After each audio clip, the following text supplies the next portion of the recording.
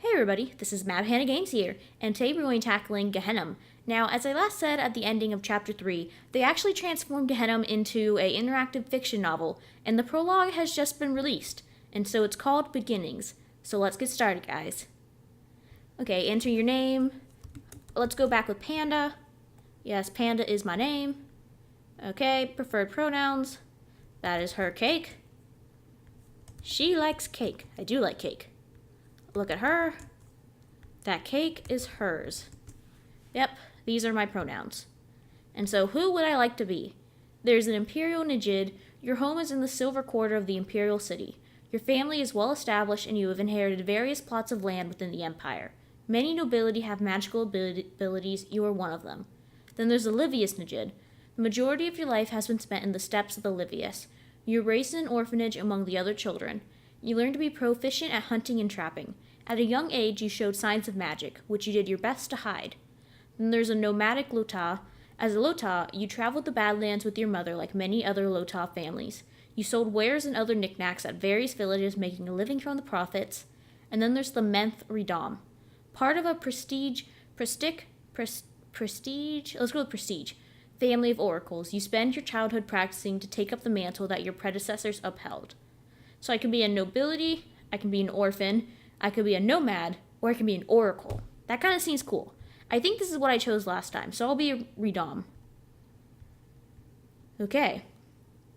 Well, what does it mean? You could hear the voices from beyond the door where your father sat. Although the wall muffled the voices, you were still able to hear their conversation clearly.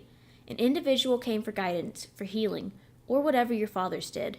All you knew at that time was that they saw many people, and soon, you would take up the mantle of seeing many people too. Beyond that, the words made no sense to you. Possession, death, foreboding, these were mere sounds that held no meaning, like someone strumming random notes on an oud? Not to play any particular tone, just noise for the sake of noise. When you could hear them say their goodbyes, you would run from the door. Your little feet would patter against the marble floors as you ran off towards your room, where you should have been sleeping. You would hear the shifting of bodies, and as the door closed shut, your eyes would do the same. Like a bowstring pulled tautly, your muscles would contract, ready to jump at any second. As time passed and you could hear your fathers pass by your room, not making sound as not to wake you, your body would relax. You would grin to yourself, praising your expertise and pretending to be asleep. Once again, you had tricked them. Sleep did not take you this time. When you heard your parents begin to speak again, the curiosity in your ever-racing mind sparked, like lightning hitting a lone tree. You crawled out of bed and slowly crept your way to the door. Pressing your ear against the wood, you listened. Do you think we should tell the king? There was a thoughtful pause before your father replied. It wouldn't be a terrible idea. So many people are having the same dream. It's a sign, if anything. Then tomorrow, first thing after prayer, we will go and seek an audience with him. Yes, but first. Suddenly the voices stopped, and no sound came from the other side of the door. You patiently waited for any sign that they were moving, so that you could race back into your bed. The door swung open, and you nearly fell forward, catching yourself just in time. Looking up, you saw your father, Jamel, and his disapproving brown eyes staring down at you. He shook his head, tongue clicking behind his teeth, notifying you of his disapproval. Behind him, your other father, Ryan, smiled softly, as if amused by your antics. Bed, now. You sighed and began dragging your feet back into your bed. You assumed that if you made a scene, they would let you stay up with them. Enough pouting, you thought, would surely get you what you wanted, or at least make Ryan feel bad enough and have him tell your other father to be lenient. Come now, off to bed. It's late, and we have an early morning, Ryan said from behind Jamel. Foiled again. As you clambered back into bed, your parents followed. Let me take this down. Okay. As you clambered back into bed, your parents followed. Ryan sat on a rocking chair just by your feet as Jamel took the blanket and placed it on top of you. He pressed down the sides of the quilt-in, accidentally tickling you as well. You began to giggle, and he smiled at the sight, tickling you more. Here comes the tickle monster! After several minutes of tickle torture, your stomach sore from laughing and tears staining your cheeks, Jamel stopped. Ryan continued to rock by your feet, smiled filled with amusement from watching you two. Your father tucked you back into your bed, fixing the blankets that you squirmed about in. Why doesn't the tickle monster come out more? You asked, your heavy eyes closing as you let out a yawn. He's just shy, your father explained, brushing back your hair with his hand. If you show him that you're good, he'll come out more often. His words did not reach you as your mind began to drift. Slumber draped itself over you like a heavy cloth, taking you on your journey in a land far, far away. You didn't remember what the trip entailed. You never had to. Despite never having any, your family were expert in dreams. And soon, you were an expert as well. Okay, continue. So it looks like it's just like text, and it's not like, there's no like visuals. So maybe I'll put some music in it to like kind of set the mood. Sunlight pooled into the library, setting the stage for the dancing dust particles that waltzed through the air. You studied them floating, the way they would interact with another. You felt the warmth of the sun not only on the oak table where your books lay, but on the one spot on your arm where the light directly hit. The heat was comforting. Your eyes followed the rays to the window, where the leaves and the flowers touched the glass, inviting you to play. Your shoulders slumped as your mind brought you back to the current moment in time, and to the task at hand. You looked at the books and felt your heart sink with dread. There were so many pages and so many words. Sometimes the words would make sense. You would pass through the page with ease. Other times? No, most of the time you were stuck reading the same thing over and over again. The songs of the birds would drag your attention away from whatever boring text that some old man by candlelight wrote 1,000 years ago. The lullaby would remind you of the life that waited outside of the library, an experience that you were currently being denied. It wouldn't hurt if you took a small break, right? You pushed back your chair, freeing your feet from beneath the table. You've been studying for a while now, after all. You stood from your seat and began to travel towards the window. The flowers danced in the wind outside, excited that you had accepted the request to play. Your hand touched the window, the warmth filling your body. Your heavy heart, burdened by studying, lifted into the air, the enthusiasm of the sun bringing it high into your chest. Instinctively, a smile grew on your face. You pushed open the window, welcoming the lively outside world into the dull library. The choir of birds was easier to hear now. It created a symphony, melding with the sounds of the people outside, just beneath the manor. The sounds of chatter from the bazaar, the songs that others played by their doorsteps. The perfume of the roses filled your mind with daydreams of the fields, by the Memph River, beyond the city gates. The fresh water splashing against your ankles as the sand found a home between your sinking toes. Okay. You finished studying already? The voice caught you off guard, knocking you out of your daydream. You turned to see your father, Ryan, standing by the library door. He had a smug look on his face, the wrinkles in his eyes deeper as he smiled, knowing he had caught you red-handed. Just wanted some fresh air, you mumbled, walking back to your prison. Maybe you could convince him, the way you had convinced yourself, that you had studied enough. You knew everything that needed to be understood. You just had to prove it. But I do think I've studied enough for today. I already know all the assigned symbols. You can quiz me, too. I'd pass. Your bravado did not intimidate your father, for he only raised his eyebrows in silent acceptance of your challenge. You braced yourself for his question. You had studied this. You knew all the answers. You bit the what is the meaning of water in one's dream? You bit the inside of your lip. Okay, so we have spirituality and emotions, wealth and future opportunities, and it depends. I'm just going to go with it depends, because I don't know jack about that. A dream depends on the context of the water and how it is present in your dream. For example, muddy water is emotional upheaval, and clear water signifies renewal and clarity, you said, every word filled with confidence. Wow, that sounds legitimately smart. I feel good about my character's choices. Your father smiled. Correct. Very well, you're free to go. You jumped out of your seat, throwing books and pencils off of the table with the force of your movement. You had to be quick, you thought, before your father changed his mind and forced you to study even more. Before Ryan could get a word out, you were already out of the library and sprinting into the streets. The sunlight welcomed you, and you took a deep breath of fresh air, as if you had been in prison for the last 9 years. You looked around to see if there was anything of interest, or if the baker had made fresh bread. But the streets were empty, and you remembered what time of day it was. During the peak of heat at noon, everyone's in their homes sleeping or reading. You wondered what you could do, especially being out during the most silent hours of the city. Then he remembered. Ooh, gosh, Anke. I'm just going with Anke. Because I'm pretty sure, yeah, she's the princess. I remember her name. I was just used to pronouncing it as Anka. It's been a while since I've seen her full name. So I'll say Anka. Anka wanted to show you something. You made your way towards the palace, where she usually was. Although she was not the princess, she was still the king's niece, and therefore received the same treatment given to the children of royalty. And then, scrolling down.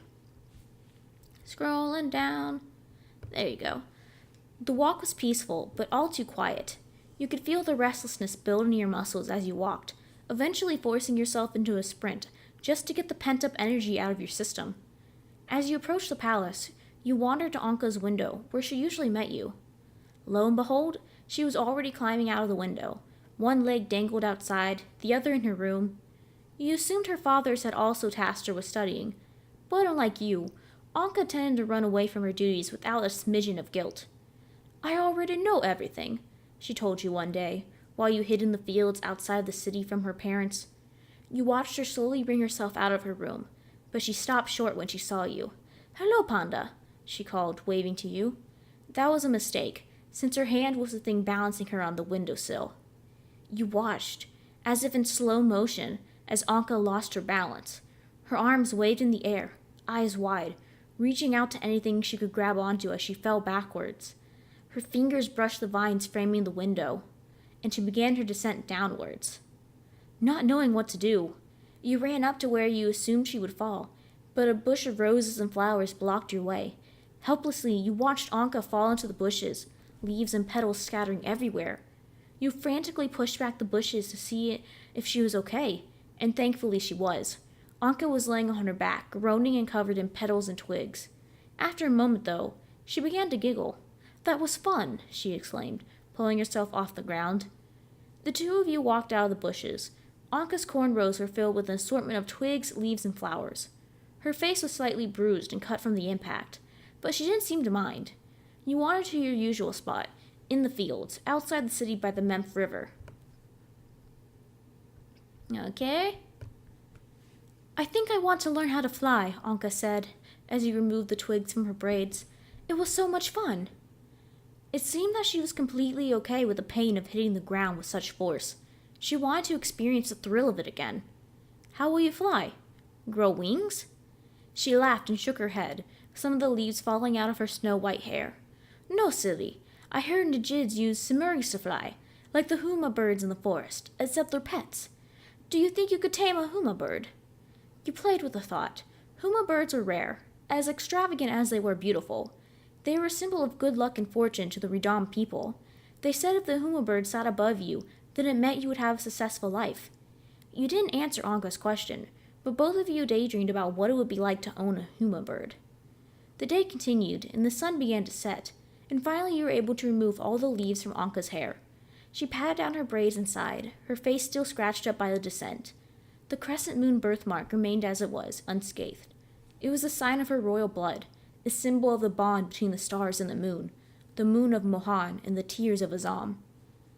My father is going to visit yours this week, so we see each other then, Anka said, smoothing the wrinkles of her white dress when she stood. Baba wants to ask what his dreams mean. He says he keeps dreaming of a cat. A cat? A cat usually meant betrayal, though you could be wrong. You thought about what Anka said for a while as the two of you made your way back to the city. It had slipped your mind by the time you arrived at the palace, watching Anka climb up the vines and into the room through the window.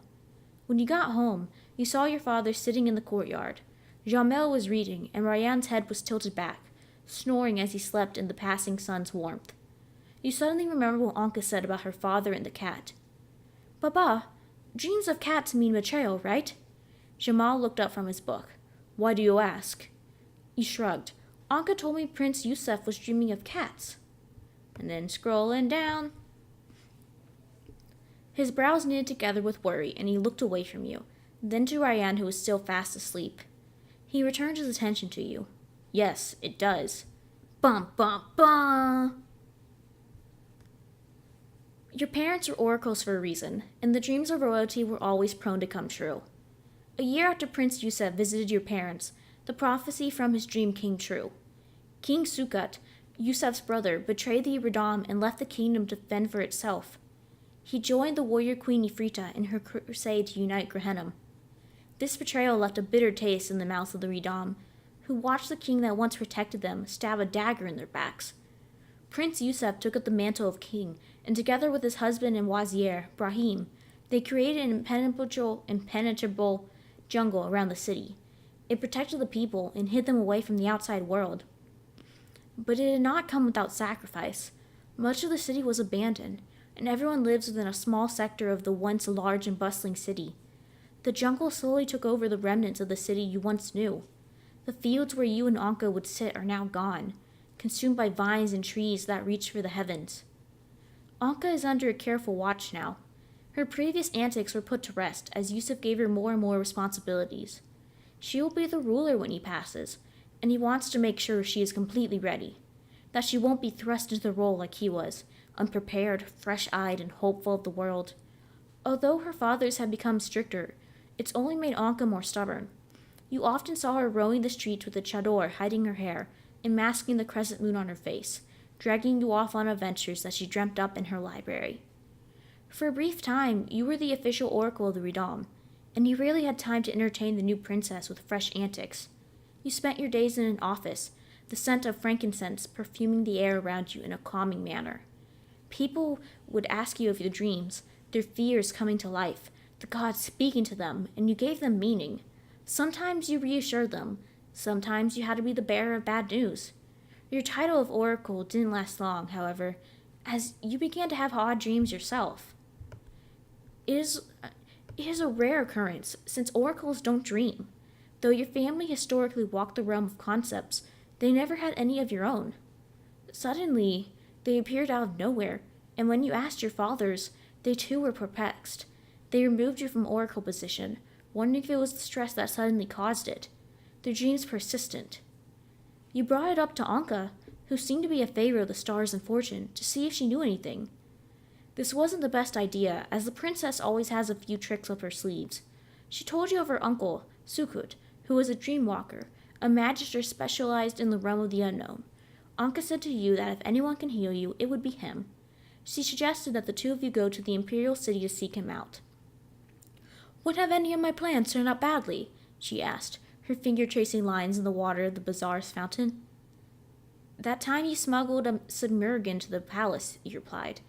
You still remember with unfortunate clarity how loud Yusef yelled that day. Anka smiled and shrugged. "Baba got used to Azizi, and he'll get used to this too. He just needs a little nudge sometimes." You couldn't tell if this was a nudge or more of a shove. Eventually you found yourself sneaking out of the Radam city with her and her Surmurg, Azizi. On the way to the imperial city, you noticed that Anka seemed to know everything there was to know about this outside realm, how it all works in harmony. You wondered how long she'd been planning to leave. She never asked to be a princess, never wanted the life given to her. When you arrived at the imperial city, it was much different from what you imagined. You never thought of what the imperial city looked like before this journey. Whenever the thought passed through your mind, you assumed it was like every other city. It was much more golden, and much more prepared for the harsh heat than the Radam city. You watched people put up decorations, preparing for a festival you were unaware of, and talking about a ball that the Empress was hosting. "That'll be our opportunity," Anka whispered to you. "We don't have an invitation." Walking over to a cart, she removed a mask being displayed and placed it on her face. "We don't need one. It's a masquerade ball, after all. We'll just sneak in." You sighed. "I don't think it'll be that simple. What if they ask for our names?" Anka waved your worries away. "If they ask, then we'll just say I'm the princess, and you're my wazir, and they'll be fine. Just trust me, okay?" You picked up a mask from the stall, placing it on your face as you examined it in the mirror. "All right, I trust you." And there you go. Thanks for playing the first chapter of Gehennam. So we left off with us sneaking into a ball. This can probably only go terribly, terribly wrong. Maybe we'll get murdered. Who knows? It all depends on our choices. And so, this is MadPanda signing out. If you like my content and you want to see more content like this, please remember to leave a like, comment, and subscribe. And don't forget to hit that bell for notifications. Once again, this is MadPanda signing out. See you later, guys. And if you want me to put music on this, because I won't do it for the first chapter, if you want me to put music on it, please leave in the comments and I'll try. Okay, thanks guys.